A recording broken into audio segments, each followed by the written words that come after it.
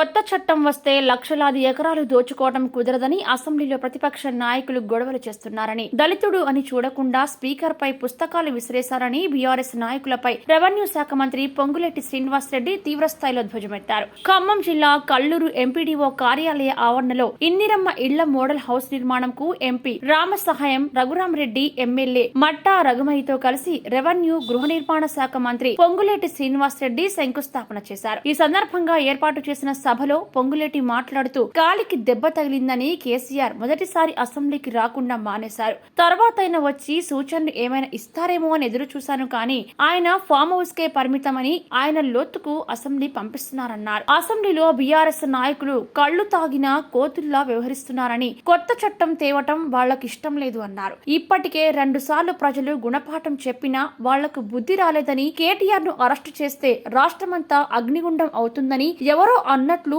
ఇప్పుడే చూశానని, డబ్బు అహంకారం చూసి రాష్ట్రాన్ని అగ్నిగుండం చేయాలని చూస్తూ ఊరుకునేది లేదని కాంగ్రెస్ నాయకులు గాజులు తొడుక్కోలేదని హెచ్చరించారు. రాష్ట్రంలోని ప్రతి ఎకరాకు కొత్త చట్టం ద్వారా భద్రత రాబోతుందన్నారు. అర్హులైన పేదలందరికీ కులమత పార్టీలతో పని లేకుండా ఇళ్లను మంజూరు చేస్తామని హామీ ఇచ్చారు.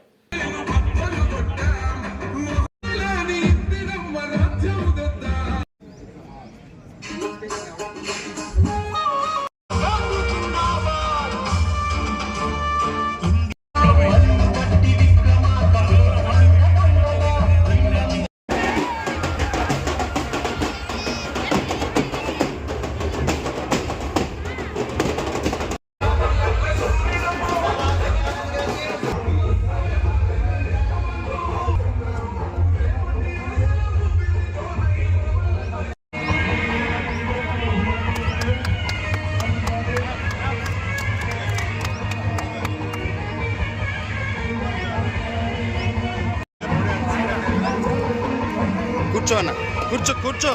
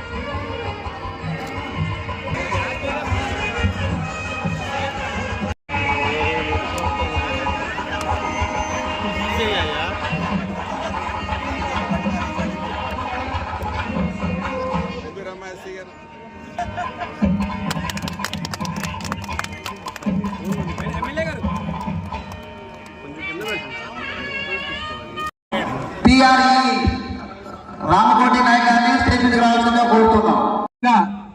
రాష్ట్రంలోనే మొదటిసారిగా కల్లూరులో వర్గాల ఆశాజ్యోతి రాష్ట్ర మంత్రి వర్యులు నిన్న మీరు చూశారు. అసెంబ్లీలో కళ్ళు తాగిన కోతిలా ఎలా గంతులేశారో, ఎలా దౌర్జన్యం చేయాలని చూశారు.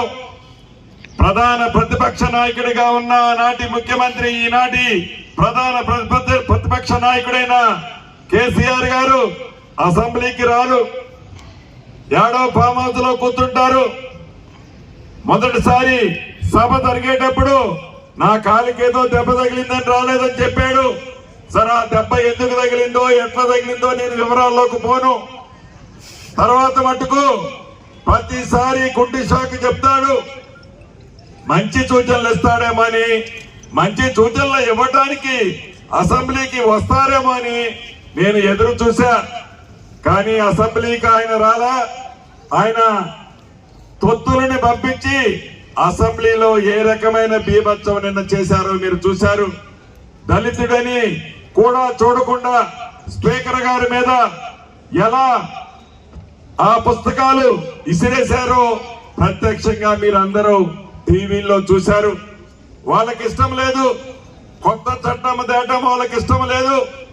పాత చట్టంతోనే ఉంటే వాళ్ళు దోచుకున్న లక్షలాది భూముల ఎకరాలు కాపాడుకోవాలి అంటే కొత్త చట్టం వస్తే ఆ భాగోతం బయటపడుతుందని ఏదో ఒక కేసు మీద చర్చించాలని దానికోసం పెద్ద గలాట అసెంబ్లీలో చేశారు. రాష్ట్ర ప్రజలంతా చూశారు. గతంలో 2 సార్లు బుద్ధి చెప్పారు, అయినా సిగ్గురాల. మళ్ళీ అదే పద్ధతి, అదే ఒడవడితో ముందుకు నడుస్తున్నారు. నిన్న ఒక దగ్గర విన్నా, కేటీఆర్ని అరెస్ట్ చేస్తే రాష్ట్రమంతా అగ్నిగుండం అవుద్దట. ఎందుకు అగ్నిగుండం అవుద్దో, ఎందుకు అగ్నిగుండం చేయాలి అనుకుంటున్నారో నాకు ఇప్పటికీ అర్థం కాల. ఆనాడు అక్రమంగా సంపాదించిన 1,00,000 కోట్ల డబ్బులను పెట్టి ప్రతి నియోజకవర్గానికి 2 కోట్ల రూపాయలు పంపించి సామాన్య ప్రజలకి ఆ డబ్బును ఎర్రగా చూపి అగ్నిగుండం చేయాలని ఆనాటి అధికారంలో ఉన్న నాయకులు, ఈనాడు ప్రధాన ప్రతిపక్షంలో అని చెప్పుకుంటున్న నాయకులు ఆ డబ్బు అహంకారాన్ని చూసి అగ్నిగుండం చేస్తామని అంటున్నారు. ప్రభుత్వం ఏమి నిద్రపోతూ ఉండదు.